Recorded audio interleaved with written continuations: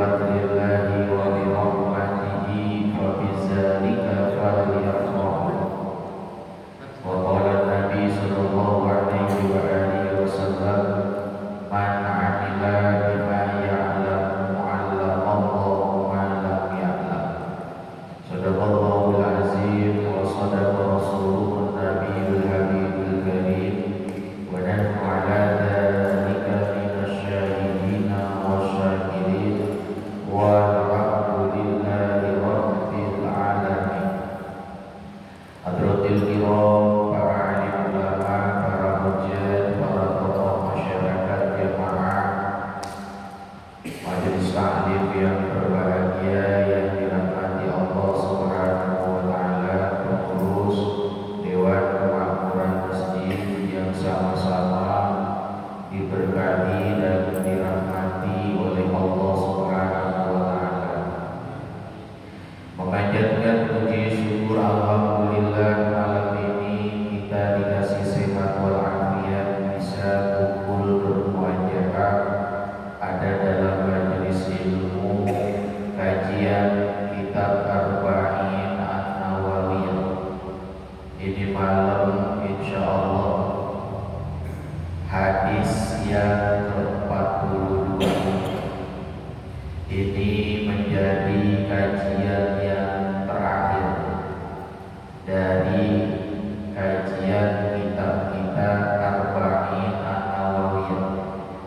Mudah-mudahan ya Pak ya, malam ini jadi khataman untuk kita mengaji kitab yang selama ini sama-sama kita pelajari. Mudah-mudahan jadi ilmu yang barokah, tambahan nilai ibadah kepada Allah Subhanahu wa taala, semakin mahabbah cinta kepada Nabi kita Nabi Muhammad sallallahu alaihi wa alihi wasallam. Bismillahirrahmanirrahim. An Anas radhiyallahu anhu qala sami'tu Rasulullah sallallahu alaihi wa alihi wasallam yaqul qala Allah ta'ala ya bani Adam innaka ma da'awtani wa rajawtani ghafartu laka ala ma kana minka wa la ubali. Ya bani Adam law balagta dhunubuka ananas samai summa astaghfartani ghafartu laka. Ya bani Adam innaka law ataitani bi qurabil ardi khataaya summa latitani la tusyriku bi syai'an la ataituka bi qurabiha maghfiratan. Rawahu Tirmizi wa qala hadisun hasanun shahih.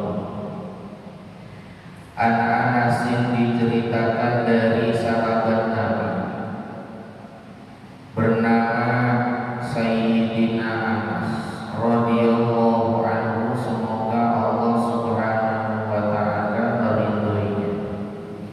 Qala, beliau berkata, sami'tu, saya mendengar Rasulullah sallallahu alaihi wa alihi wasallam, akan baginda Rasul sallallahu alaihi wa alihi wasallam yaqulu, beliau bersabda,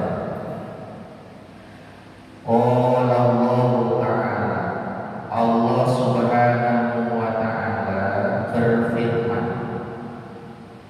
ya bani Adam, wahai anak cucu dari Nabi Adam, innaka ma da'awtani wa rajawtani, sesungguhnya engkau tidaklah meminta kepadaku, berdoa engkau kepadaku, kemudian mengharapkan sesuatu kepada diriku, ghafartu laka,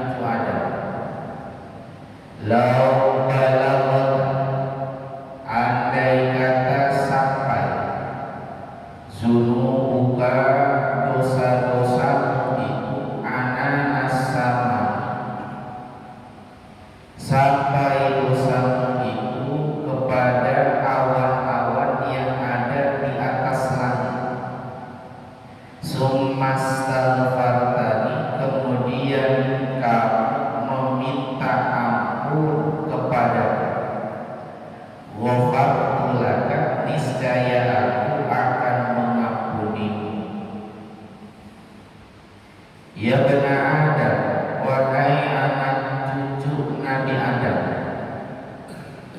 innaka sesungguhnya engkau lau ataitani biqurabil ardi khotoya, andai kata engkau datang dengan timbangan berat daripada bumi, dari kesalahan yang kamu punya, summa laqitani, kemudian engkau datang kepadaku, la tusyriku bi syai'an, seraya tidak menyekutukan aku dengan sesuatu, la ataituka, niscaya aku akan datang kepadamu, biqurabiha, dengan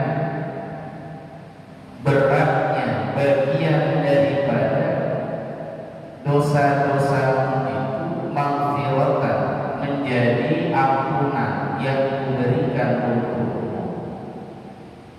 Rawahu Tirmizi, meriwayatkan ini hadis Syekhul Imam At-Tirmizi, wa qala hasan shahihun, beliau berkata ini hadis derajatnya adalah hadis hasan lagi sahih. Ini hadis Nabi yang mulia, ngegambarin nama kita, bagaimana kita punya Tuhan, yaitu Allah Subhanahu wa Ta'ala, dengan sifat Ghafurur Rahim.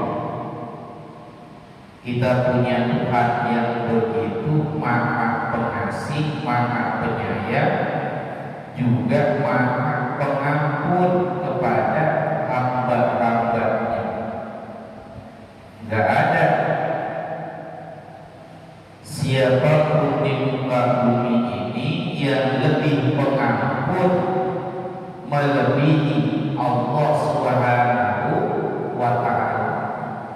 Kalau ada orang tua punya anak, padahal anaknya itu yang bikin bukan dia, yang bikin Allah. Bapak dikasih amanah punya anak, itu anak ternyata badunya luar biasa. Itu sama Allah dikasih belas kasih sayang di dalam hatinya untuk mengampuni dosa yang dimiliki oleh anak-anaknya. Padahal dia hanya titipan kita, bukan buatan kita. Anak ini kan titipan, bukan punya kita, dia punya Allah. Lah itu kok orang tua sayang luar biasa, dosa kesalahan apapun yang dilakukan oleh putra putri kita, kita akan selalu mengampuni dan memaafkannya. Ini baru orang tua kepada anak-anaknya. Dan terus bagaimana andai kata antara sang pencipta dengan yang diciptakan?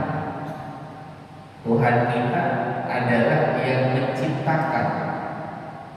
Kita semua ciptaannya sama Allah. Ya, dikasih rezeki padahal kita belum jadi wali dari bayi, ya Pak ya. Kita belum jadi orang yang ahli ibadah, belum juga taat sama Allah. Allah udah kasih kasih sayang. Itu bayi dapat rezeki, ibunya rela untuk menyusui 2 tahun lamanya, padahal belum jadi apa-apa. Tapi sayangnya Allah kepada makhluk sedemikian hebatnya. Udah gede ternyata nggak iman sama Allah, yang ada menghina-hina Tuhan.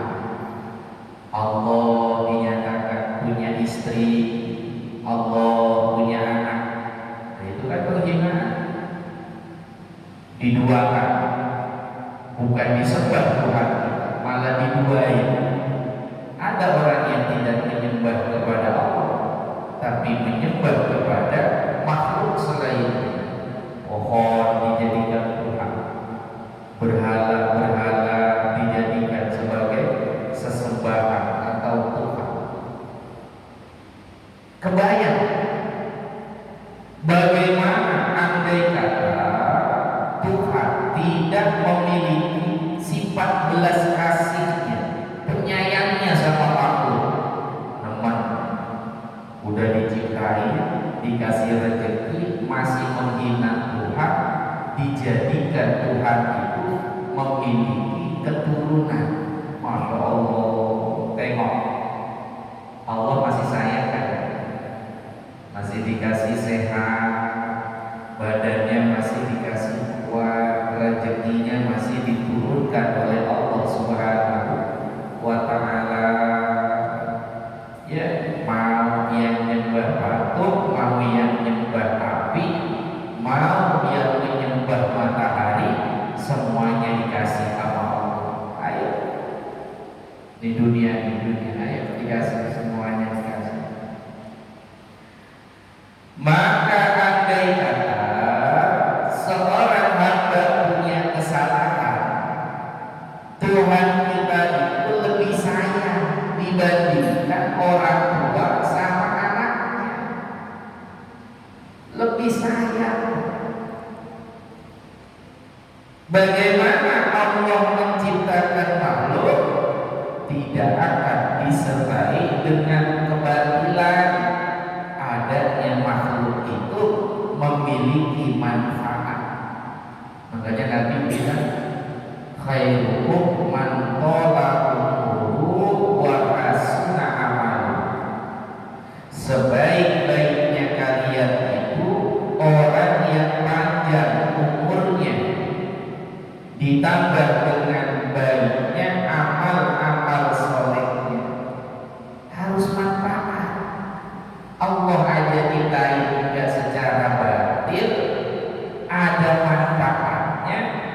Begitu kita sujud, kita sholat, kita puasa, Allah bebasin dari harga yang harus dibayar di hadapan Allah. Ya, ada hamba tiba-tiba mau sujud, mau ibadah, mau zikir. Wa ma khalaqtul jinna wal insa illa liya'budun. Itu hamba yang sudah sholat, yang sudah zikir, dibebaskan oleh Allah, tidak lagi jadi budaknya. Ya, kamu udah ngelakuin apa yang memang mestinya dilakukan.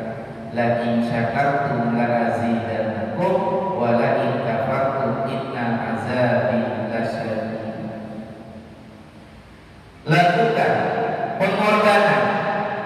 Cinta kepada Tuhan harus disertai dengan pengorbanan. Bohong kalau orang bilang cinta gak mau korban. Ya, Bapak bilang cinta ya sama anak, gak mungkin Bapak bilang cinta tapi gak mau korban buat anak.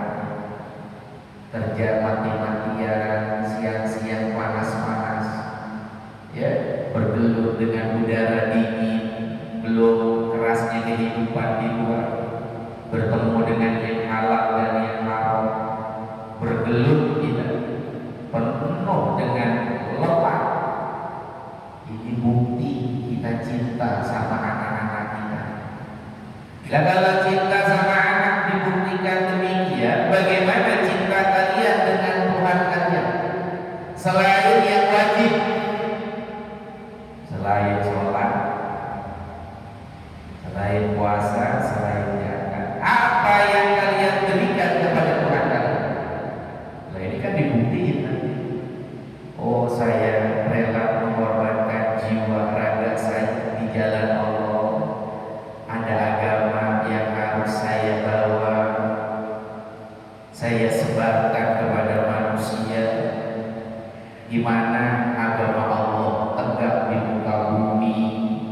saya cinta mahabbah kepada Tuhan saya rela mati untuknya. Akhirnya diajak perang membela agama. Nyawa jadi taruhannya. Badan sakit, rusak sekalipun, harta benda habis untuk Allah. Dijalani mahabbah cinta kepada Allah Subhanahu wa ta'ala. Nah ini di sini Allah kemudian berjual beli, ya Pak ya. Bapak punya jualan, yang membeli Allah Subhanahu wa ta'ala. Kata Allah begini, Bapak puasa, sholat itu kewajiban, jangan mikir pahala, jangan. Kan aneh kalau kewajiban mikir-mikir pahala, aneh. Betul? Bapak punya utang, saya bilang gini, bayar utang ya Pak. Tiba-tiba Bapak bayar, hilang. Bapak minta pahala ke saya, kan kewajiban. Gak pantasnya minta balasan, gak pantas. Karena kewajiban. Sholat, puasa, zakat, haji, umroh, kewajiban. Gak pantas minta balasan, itu gak pantas. Maka Allah nanya, kalian punya jualan apa? Saya yang beli. Ya Allah, saya punya jualan. Jualan saya adalah amal soleh. Saya akan bikin Tuhan tersenyum kepada saya selain daripada saya melakukan amal yang wajib. Amal sunnah saya lakukan untukmu ya Allah, bikin kau tersenyum. Akhirnya Allah nanya, amalan apa sih yang kamu lakukan? Ya Allah, ada seekor hewan kehausan, dia makhluk ciptaan, binasa dikarenakan musim kemarau yang begitu panjang. Sama yang memuliakannya karena Engkau ya Allah. Air minum yang harusnya saya minum, saya berikan kepada dia. Rela mati untuk memuliakan ciptaan. Ngasih minum sama seekor hewan, orang yang meninggal, yang ditolong dikasih minum ternyata seekor anjing. Kata orang ini masuk surga, mahabbah cintanya kepada Allah selain dari yang wajib, mencintai makhluk Allah yang Allah sendiri yang menciptakannya. Masya Allah, ini penting ya Pak ya. Kita kalau nggak hidup begini, nanti kita jadi orang yang individual. Ibadah pengennya kita doang sama Tuhan, nggak ada urusannya sama manusia. Pokoknya kalau ada zikir pengennya sama Allah, istighfar pengennya sama Allah. Kalau urusan sosial nggak mau ikut serta. Pokoknya antara saya dengan Allah, jangan ada yang ganggu antara saya dengan Allah. Ini orang kayak begini dihukumi jadi orang yang mendustakan agama. Coba lihat di surah Al-Ma'un, ara'aital ladzi yukadzibu bihi fadzalikal ladzi yad'ul yatim wa la yahuddu 'ala ta'amil miskin fawailul lil musallin alladzina hum 'an shalatihim sahun. Kita artiin ya Pak ya. Ini kan sering dengar ayatnya, tapi kalau artinya model apa kadang-kadang suka lupa. Pendusta agama, siapa yang pendusta agama?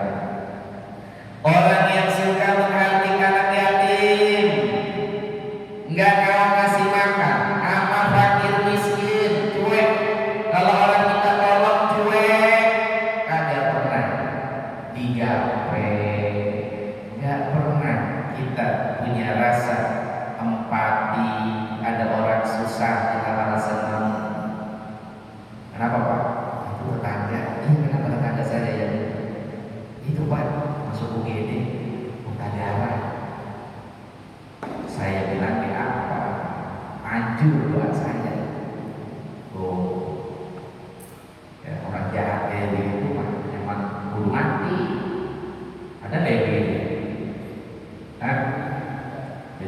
susah, dia malah senang.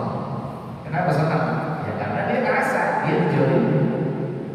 Dendam di hatinya penuh dengan rasa dendam. Ada yang dendam sampai 7 turunan, ada. Oh, ya.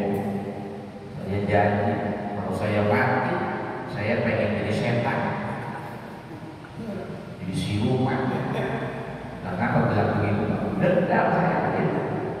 7 turunan, anak turunnya gak bakalan. Saya biarin lolos. Saya lebih rela jadi siluman, mati dalam keadaan seperti itu. Yang penting 7 turunannya binasa semua. Ada yang kayak gitu. Lah, kalau punya dendam, kemudian dirasa orang ini nggak perlu dapat ampunan, bagaimana dengan kesalahan kita? Sudahkah kita melihat dosa apa yang sudah kita lakukan dalam kehidupan kita? Kok dendam sebegitunya, Pak? Jangan ya ikutin dendam kayak gitu. Emang Bapak diapain sih sampai hati gak terima itu?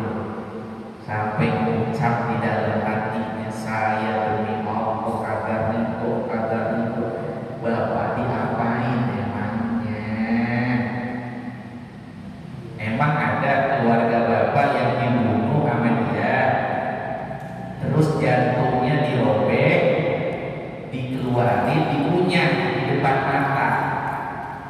Ada emang dosanya begitu sama Bapak?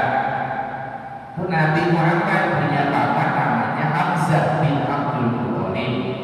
Perannya di perang Uhud, meninggalnya luar biasa, dimutilasi di depan Nabi. Peperangan sekali-kalinya Nabi Muhammad kalah. Perangnya itu namanya perang apa? Perang Uhud. Sayyidina Hamzah ditikam, dilempar otak dari belakang, tembus, dikirain udah cukup. Jenazahnya diambil, dibelah dadanya, set, jantungnya dikunyah di depan Nabi. Muhammad, ini jantung siapa ya? Tengok, Nabi lihatin, dikunyah. Udah dikunyah, dikirain selesai, dipotong-potong bagian daripada tubuhnya Hamzah. Ada yang bilang telinganya itu diiris, set, dijadiin kalung. Masya Allah, Bapak digituin memangnya? Disakitin orang segitunya? Pernah disakitin segitunya, Pak? Tapi Nabi gak pernah dendam. Sejarah mencatat orang yang nonton Sayyidina Hamzah, Wahsy namanya, akhirnya masuk Islam, menyatakan syahadat. Nabi gak pernah bilang lu gak pantas masuk surga, kagak. Udah nyakitin saya, Wahsy masuk Islam, datang sama Nabi, ya Rasul, hari ini merasakan nikmatnya iman Islam, dibukakan hidayah, dapat kenikmatan ada di dalam lingkungan Islam. Engkau yang jadi nabinya, yang berakhlakul karimah. Saya pernah membunuh pamanku, ya Rasulullah. Kata Nabi, tidak apa-apa, Wahsy, tidak apa-apa. Bagusinnya iman Islam kepada Allah Subhanahu wa Ta'ala. Masya Allah. Hindun yang ngegigit jantungnya Sayyidina Hamzah masuk Islam. Nabi marah. Bapak seberapa sih punya dosa kayak begitu ya orang? Nabi nggak mau maafin. Pertanyaannya, Bapak kalau punya dosa mau gak dimaafin sama Allah? Begitu dulu. Ini hadis ini dikatain sama Nabi Muhammad, Allah yang langsung berfirman, anak Adam, andai kata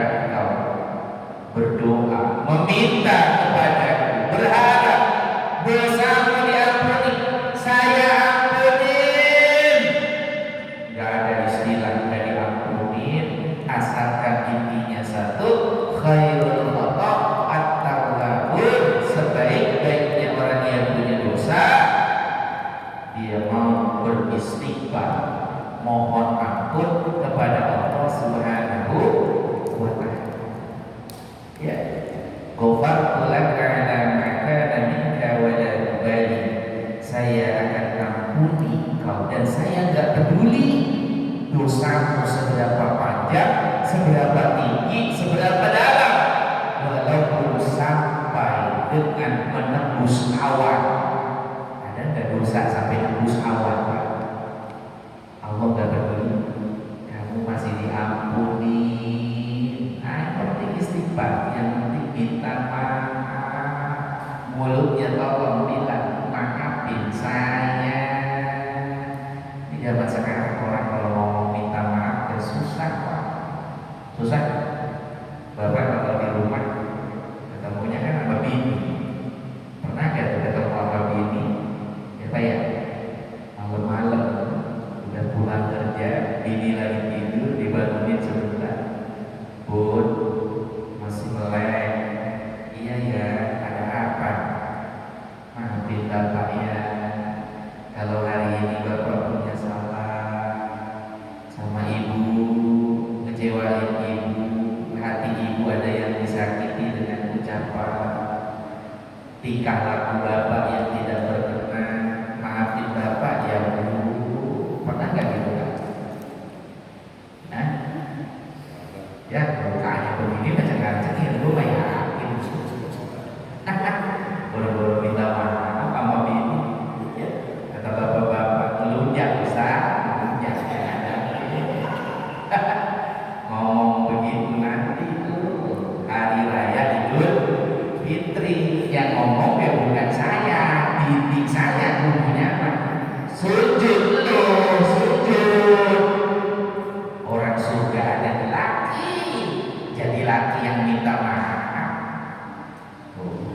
Omongan siapa? Omongan siapa? Nah, nggak tahu. Ya ada aja kan gitu. Disuruh sujud sama Nabi Adam. Oh nggak mau saya sujud sama Nabi Adam. Kenapa? Adam ciptaan Allah, Allah yang nyuruh, Allah yang nyuruh. Kalau Allah yang nyuruh, berarti yang menciptakanmu yang nyuruh. Kalau mau, enggak. Kenapa? Adam dari tanah, saya dari api, api lebih mulia daripada tanah. Oh, ya. Minta maaf. Oh, ya. Nggak salah nih? Enggak. Sampai sekarang si Ajajil diusir dari surga, namanya berubah jadi iblis. Iblis dihina oleh Allah sehina-hinanya, sampai sekarang merasa paling benar, merasa paling sempurna, tidak ada kesalahan dalam menolak sujud kepada Adam alaihissalam. Ada kayak gitu. Habis ngaji pulang-pulang gini kayak habis sholat isya, assalamualaikum, waalaikumsalam. Makluman atau lagi shopping Pak ya, kamu buat nungguin dari jalan. Shopping kemana sih? Perempuan. Jadi dari jauh, bininya pulang, celuk, nungguin dia lagi. Ibu dari mana? Papa kangen. Ya Allah, lebay.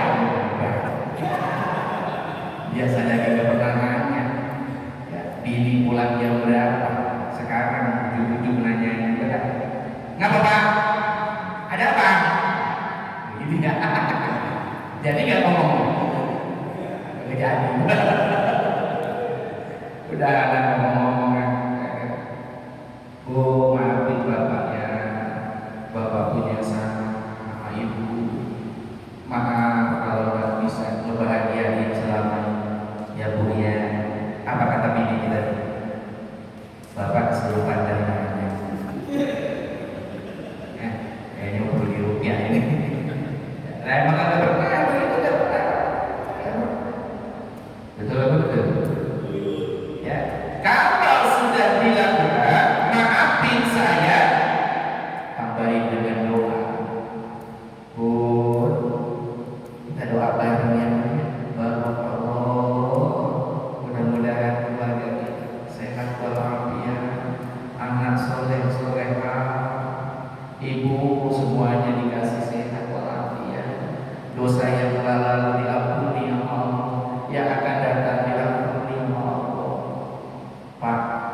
besok kawin lagi.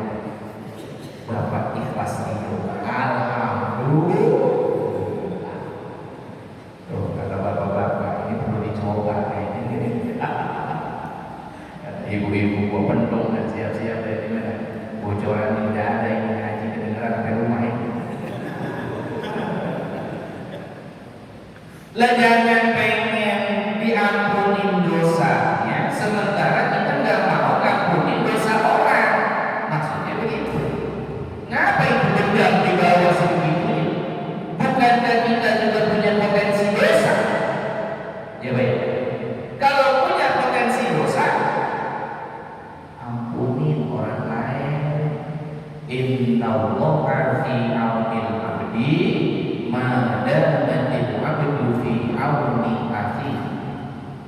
Pertolongan Allah itu diberikan kepada seorang hamba selagi hamba itu mau nolong saudaranya yang lain. Nah, orang punya salah, maafin lah. Nanti kita dimaafin sama Allah. Begitu. Jangan dibawa yang namanya dendam. Ya, saya dapat kabar orang yang mati penasaran masih bawa dendam, mati kagak diterima sama langit sama bumi, dia jadi apa? Mempedih. Jadi siluman. Orang mati masih bawa dendam, jadi siluman matinya. Ngeri ya? Jor musim apa? Mau jadi siluman apa?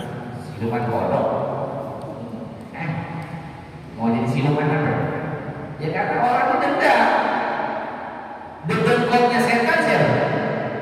Ajajil. Dendamnya sama Nabi Adam sampai sekarang ada sembuh-sembuh. Ada riwayat Nabi Musa senang berkawan sama Ajajil. Dia ngomong-ngomong nih, rupanya kan kalau dapat ampunan Tuhan surga penuh. Lu sama anak turun semua masuk surga. Gimana kalau saya minta kepada Allah engkau diampuni dosanya? Senang kagak? Senang. Mantap itu. Bener nih? Iya. Nanti saya minta sama Allah. CS. Mantap. Ledakan Nabi Musa. Ya Allah, ini Ajajil mau minta supaya dia masuk surga. Boleh kagak? Kata Allah, lah boleh. Dia ciptaan saya kok. Ampunan saya luas. Nggak ada makhluk yang saya hina. Nggak ada. Termasuk Ajajil. Dia boleh mendapatkan rahmat dariku. Mau apa dia? Pengen surga. Masuk surga lagi ya Rob. Boleh. Syaratnya cuma satu. Nabi Adam di kuburan lagi istirahat, suruh datang dia ke kuburan Nabi Adam, sujud di kuburannya. Senang. Nabi Musa balik lagi sama Ajajil. CS ini berita nomor 1 ya dari Musa ini. Mantap ini. Apa kata Tuhan? Kamu diampuni. Surga. Wah, mantap. Apa syaratnya? Suruh datengin kuburan Nabi Adam, sujud di kuburan Nabi Adam, engkau diampuni oleh Allah Subhanahu wa ta'ala. Apa katanya iblis? Dulu Adam itu saya gak mau sujud. Adam udah mati berkalah tanah, dia ada di kuburannya. Walaupun jasadnya utuh, dia telah mati. Dulu waktu hidup saya gak mau sujud, apalagi udah mati. Oh enggak. Kalau mau surga, oh enggak. Udah deh kalau begitu. Iblis putus asa dari rahmat Allah. Dia mah gak mau ngakuin kesalahan. Makanya buruan ganti. Kalau orang rumah, baik itu istri, suami, anak, kok punya salah gak pernah minta maaf. Min alamat.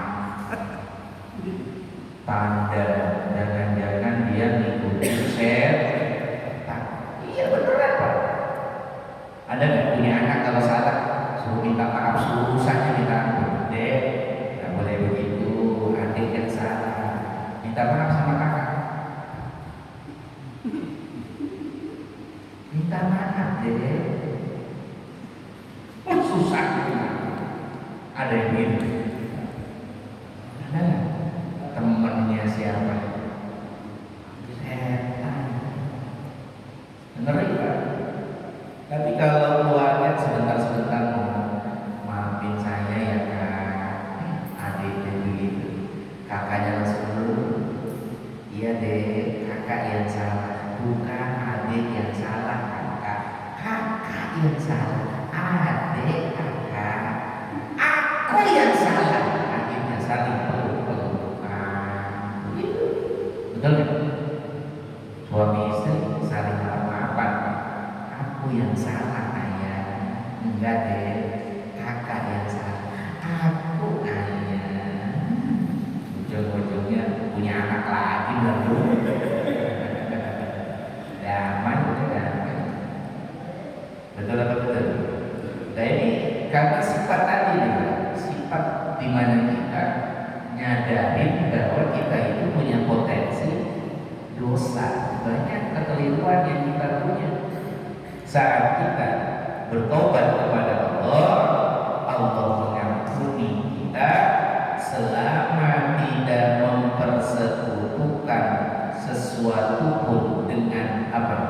Makhluk. Allah ampuni dosa kesalahan kita walaupun segede gunung, sedalam lautan, dosanya diampuni oleh Allah Subhanahu. Untuk Allah punya sifat begitu ya. Kalau Allah tidak punya sifat begitu, rohnya pakai salah milik Tuhan. Iya, salah milik Tuhan. Tapi Tuhan kita luar biasa. Di dalam kitab Tadribul Ghafilin tersebutlah seorang pemuda datang kepada Sayyidina Umar, nangis. Kata Sayyidina Umar, berhenti nak, nangis baik. Gua ikutan sedih, nangis baik. Udah berhenti. Saya punya dosa. Berhenti, jangan nangis baik. Berhenti. Enggak Umar, saya nggak bisa berhenti. Saya banyak dosa. Saya takut ini nasib saya gimana di akhirat. Kata Sayyidina Umar, ikut saya aja deh, ngadep sama Nabi ya. Kamu ceritain dosa kamu apa. Mudah-mudahan Nabi ngangkat tangan. Kalau Nabi yang berdoa, Allahumma ighfir lahu, ya Allah ampunilah dia, pasti dijabah di doanya. Udah cerita aja sama Nabi, cerita. Ya Rasul, saya punya dosa, nggak tahu kira-kira nasib saya gimana di akhirat. Ya Allah, kata Nabi, emang dosanya apa sih? Lebih gede dari lautan, lebih gede dari Rasulullah, lebih gede dari matahari, bulan, sama bintang-bintang, lebih gede ya Rasulullah. Dosa apa ini? Dosa apa ya? Lebih gede mana? Sehingga sananya Allah, arusnya apa sama dosa? Gedean dosa saya. Gedean mana antara Tuhan dengan dosa itu? Gedean Tuhan ya Rasulullah, berarti ada kemungkinan diampuni. Cerita dengar, cerita. Akhirnya ngomong. Mudah-mudahan Bapak terinspirasi ini ya. Jadi punya dosa apapun Bapak jangan merasa kecil hati. Dia cerita di Madinah ada perempuan perawan meninggal dunia, jenazahnya dikubur, keluarganya merawatnya dengan baik. Saya yang bukan dari kuburannya. Selesai dikafani, disolati, kemudian dibawa ke kuburan. Malam saya bongkar kuburannya. Nabi mulai berubah dibongkar. Iya. Apa yang kau lakukan? Jenazahnya saya keluarin ya Rasulullah. Saya perkosa jenazah. Astagfirullah. Dosa.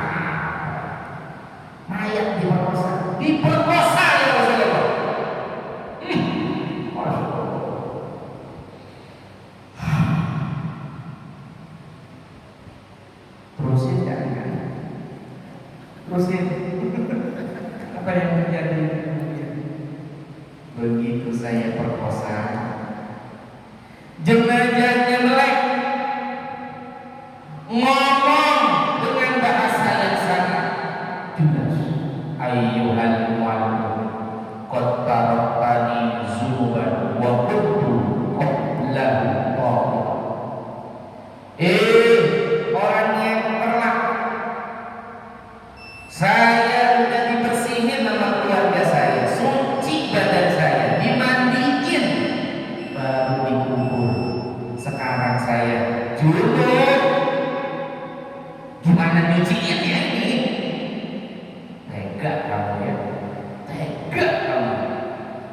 Gimana nasib saya di hadapan Allah? Saya junub ini, kemana-mana dimandi, nyecer mana-mana. Tega. Ya Rasul, saya nggak dengar begitu. Istighfar, saya langsung lari. Saya tinggalkan perempuan itu. Saya nggak tahu bagaimana nasibnya, bagaimana badannya, bagaimana kehormatannya. Ya Rasulullah, dosa saya ada yang ampunan apakah diampunin kakak? Kata Nabi, keluar dari rumah. Saya nggak mau ngedoain umat model begini.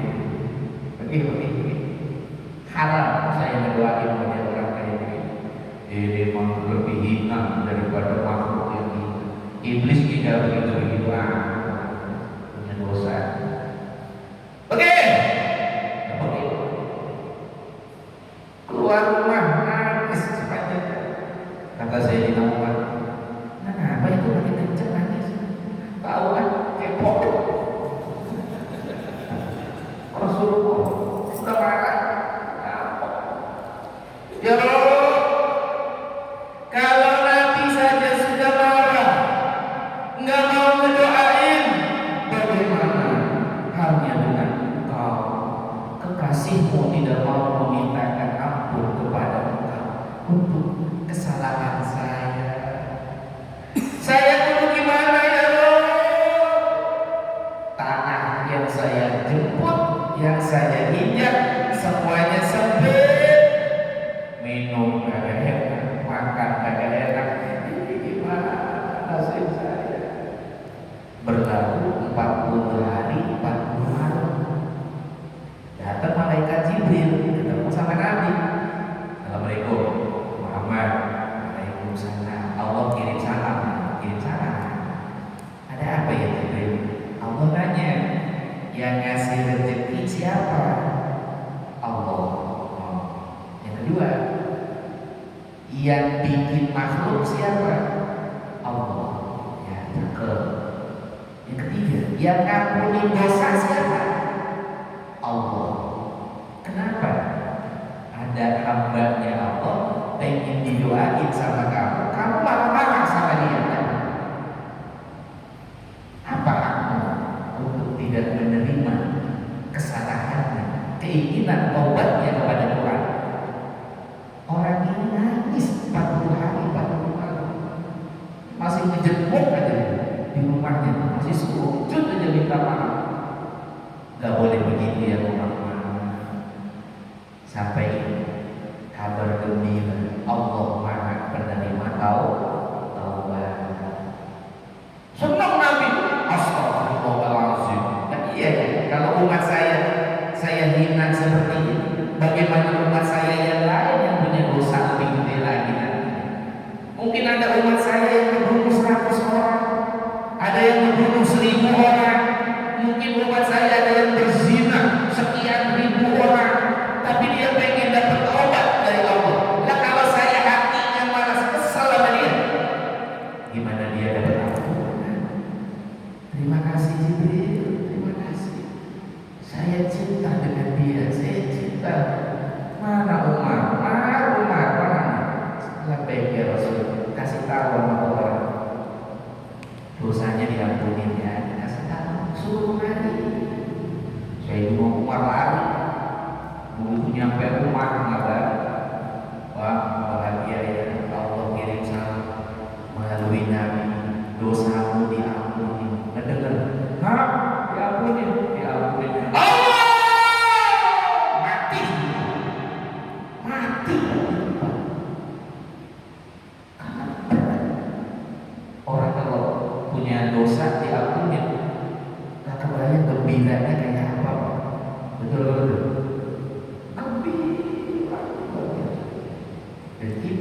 dunia Nabi yang istimewa dengan syafaat yang Rasulullah katakan, syafaati di ismil kabair min ummati.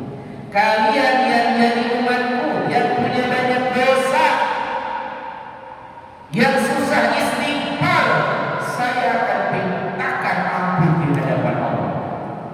Engkau mendapatkan syafaat dosamu agar diampuni oleh Allah Subhanahu wa ta'ala. Wala sawfa yu'tika rabbuka fatarda.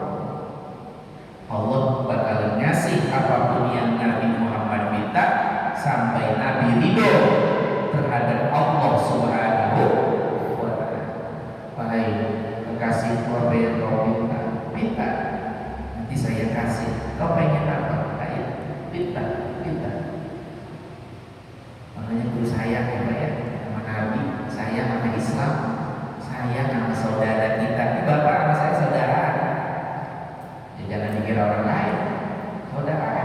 Walaupun di antara kita belum begitu kenal, ada yang nggak tahu namanya, ya Pak ya, tinggal di mana. Tapi kalau bukan Nabi Muhammad, kita saudara.